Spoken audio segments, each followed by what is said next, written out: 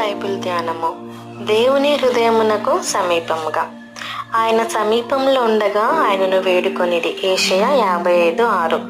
ఆయన సమీపంలో ఉండగా ఆయనను వేడుకొనిడి అనగా ఆయన మనతో మాట్లాడినప్పుడు ఆయన వాక్యంను అంగీకరించి ఆయన ఆలోచన ప్రకారముగా మన యొక్క జీవితములను సరిదిద్దుకొని సవరించుకొనుటయే.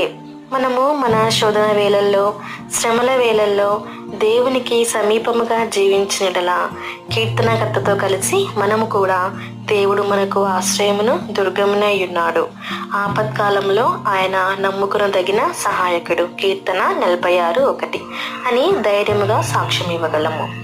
మనము ఆయనకు మొరపెట్టినప్పుడెల్లా మన దేవుడైన యెహోవా మనకు సమీపంగానున్నట్లు మరి ఏ గొప్ప జనమునకు ఏ దేవుడు సమీపంగానున్నాడు? ద్వితీయోపదేశకాండము 4:7. ఒకవేళ నీవు నేడు దేవుని విడిచిపెట్టి బహుదూరంగా జీవించినడలా, ఆయన సన్నిధి నుండి దూరంగా ఉన్నడలా, ఆయన ప్రేమ నుండి దూరంగా ఉన్నడలా, ఆయన కృప నుండి బహుదూరంగా ఉన్నడలా, ఆయన శక్తి నుండి దూరంగా ఉన్నడలా, ఆయన మంచితనము నుండి దూరంగా వెళ్ళేడలా, మీరు ఒక శ్రమను కానీ శోధనను కానీ ఎదుర్కొన్నప్పుడు దేవుడు మిమ్మల్ని విడిచిపెట్టి దూరంగా ఉన్నట్లుగా మీరు కనుగొనెదరు.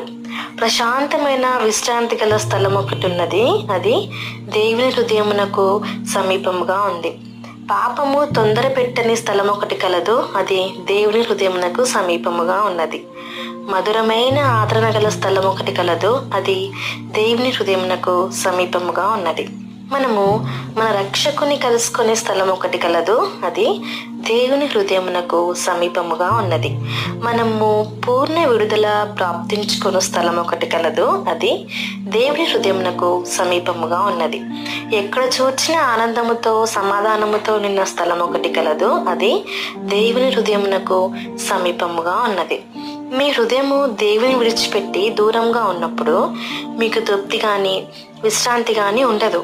మీ యొక్క జీవితము చేదుగాను, రిక్తంగాను, చీకటిగాను, అపవిత్రంగాను, మోడుబారునట్లుగాను ఉండును.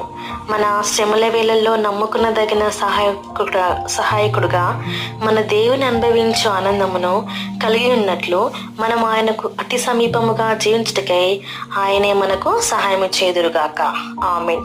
ఈ వీడియో యొక్క పూర్తి స్క్రిప్ట్ కావాలంటే దయచేసి డిస్క్రిప్షన్లో చూడండి.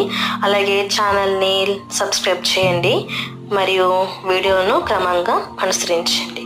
Thank you. Praise lord.